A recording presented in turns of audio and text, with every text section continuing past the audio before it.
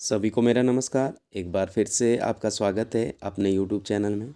हम आपके लिए लेके आए कक्षा 8 विषय विज्ञान, जिसका अध्याय 5 है। आप देख सकते हैं अध्याय का नाम है कोयला और पेट्रोलियम। ये जो कोयला और पेट्रोलियम अध्याय है, इन सभी जो प्रश्न हैं इस अध्याय के अंदर, हम सभी प्रश्नों के उत्तर इस वीडियो के माध्यम से सरल तरीके से आपको बताने जा रहे हैं। तो ध्यान से देखिएगा, सभी प्रश्नों के आंसर यहाँ पर देख सकते हैं किस प्रकार से यहाँ पर ये अभ्यास दे रखे हैं। तो यहाँ पर सबसे पहले आपके प्रश्न दे रखा है, फिर दूसरा, तीसरा, फिर यहाँ पर रिक्त स्थान है। तो आइए देखते हैं किस प्रकार से करना है।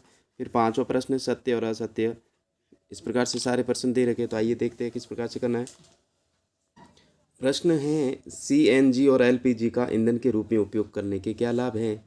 तो इसका उत्तर है CNG और LPG का ईंधन के रूप में उपयोग करने के लाभ। पहला लिखेंगे यह अन्य ईंधनों से अधिक ऊर्जा देते हैं। दूसरा लिखेंगे यह अन्य ईंधनों से कम प्रदूषणकारी है।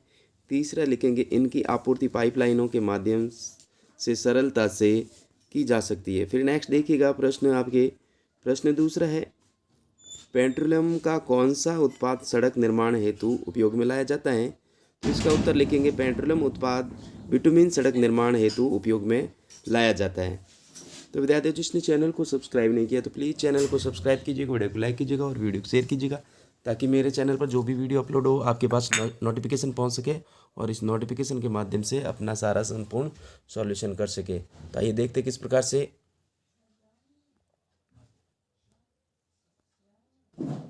प्रश्न तीसरा देखिएगा, वर्णन कीजिए कि मृत, यहाँ पर मृत हो जाएगा, मृत वनस्पति से कोयला किस प्रकार बनता है और यह प्रक्रम क्या कहलाता है।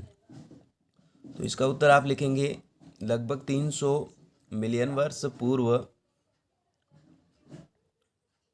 पतली परत, यहाँ पर लिखेंगे पतली परत पर निचले जो क्षेत्र थे घने वन थे घने वन थे, जो बाढ़ जैसी प्राकृतिक प्रक्रम के कारण मृदा के नीचे दब गए, उनके ऊपर अधिक मृदा जम जाने के कारण वे संपीड़ित हो गए। संपीड़ित लिखेंगे जैसे जैसे वे गहरे होते गए उनका ताप है, यहाँ पर लिखेंगे ताप, क्या लिखेंगे, ताप बढ़ता गया, यहाँ पर ताप बढ़ता गया। उच्च दाब और ताप पर पृथ्वी के भीतर मृत पेड़ पौधे धीरे धीरे कोयले में परिवर्तित हो गए। यह प्रक्रम कार्बनीकरण कहलाता है। फिर नेक्स्ट देखिएगा, प्रश्न छठा है। इससे पहले आपके जो रिक्त स्थान है वो बता देते हैं। प्रश्न ये पांचवा था, ये तीसरा था, इससे पहले चौथा और पांचवा बताते हैं आपको क्या करना है उसमें। आप देख सकते हैं कि जो पहला प्रश्न था उसका आंसर हमने आपको करवा दिया, ये दूसरा प्रश्न इसका भी करवा दिया, ये तीसरा प्रश्न इसका भी हमने करवा दिया। जो चौथा प्रश्न है वो रिक्त स्थान है, तो यहाँ पर लिखेंगे कोयला तथा पेट्रोलियम जीवाश्म ईंधन है। फिर दूसरा ख में लिखेंगे पेट्रोलियम के विभिन्न सहघटकों को पृथक करने का प्रक्रम क्या कहलाता है, परिष्करण कहलाता है। फिर नेक्स्ट लिखिएगा ग में वाहनों के लिए सबसे कम प्रदूषक ईंधन संपीड़ित प्राकृतिक गैस है, जिसे इंग्लिश में CNG कहा जाता है। फिर नेक्स्ट जो पांचवा प्रश्न है उसके जो सत्य और असत्य में आपको आंसर देने हैं। यहाँ पर देखिएगा पांचवा प्रश्न, निम्नलिखित कथनों के सामने सत्य असत्य लिखिए। जीवाश्म ईंधन प्रयोगशाला में बनाए जा सकते हैं, ये सत्य असत्य, तो यहाँ पर नहीं बनाए जा सकते तो असत्य लिखेंगे। फिर पेट्रोलियम की अपेक्षा CNG अधिक प्रदूषक है, ये भी क्या है, असत्य, गलत है, तो यहाँ पर असत्य करेंगे।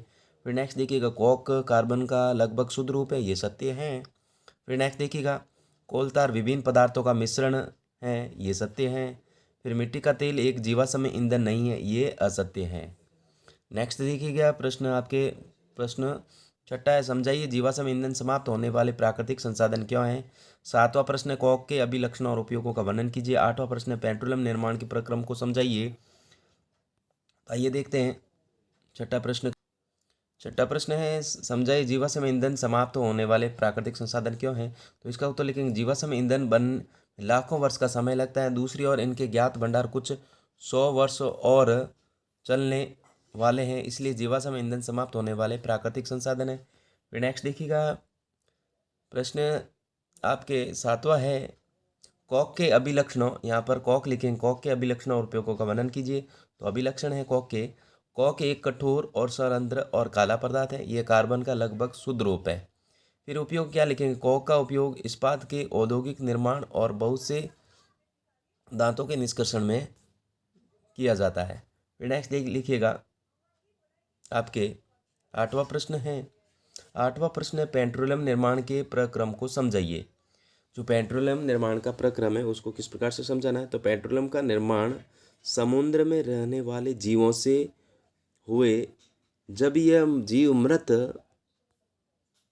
हुए इनके शरीर समुद्र के पैंदे में जाकर जम गए और फिर मिट्टी की तहत द्वारा ढक गए, मिट्टी की तहत को द्वारा ढक गए और लाखों वर्षों में वायु की अनुपस्थिति और उच्च ताप और उच्च दाब ने मृत जीवों को पेट्रोलियम में क्या कर दिया, पेट्रोलियम में, यहाँ पर लिखेंगे पेट्रोलियम, ये पेट्रोलियम है वो यहाँ पर लिखना आपको पेट्रोलियम में परिवर्तित कर दिया गया है। फिर नेक्स्ट है आपके अंतिम प्रश्न है, नौवां प्रश्न है निम्नलिखित सारणी में 2004 से 2010 भारत के विद्युत की, यहाँ पर देखिएगा ये प्रश्न है, आप देखिएगा ये नौवां प्रश्न है निम्नलिखित सारणी में 1991 से 1997 तक भारत के विद्युत की कुल कमी को दिखाएगा। इन आंकड़ों को ग्राफ द्वारा लिखित कीजिए। वर्ष में कमी प्रतिशत को वाई अक्ष पर तथा वर्ष एक्स अक्ष पर आलेखित कीजिएगा। यहाँ पर देखिएगा वर्ष क्रम संख्या 1, 2, 3, 4, 5, 6, 7 दे रखी है और वर्ष 2004, 2005, 2006, 2007, 2008, 2009 और 2010 और कमी यहाँ पर देखिएगा ये दे रखी है, परसेंट में दे रखी है किस प्रकार से। तो यहाँ पर सबसे पहले आपको क्या करना है, ग्राफ बनाना है। ग्राफ किस प्रकार से बनाएंगे, तो यहाँ पर देखिएगा जो कमी प्रतिशत है वाई अक्ष पर और एक्स अक्ष पर आलेखित कीजिए। तो सबसे पहले हम वर्ष को करते हैं,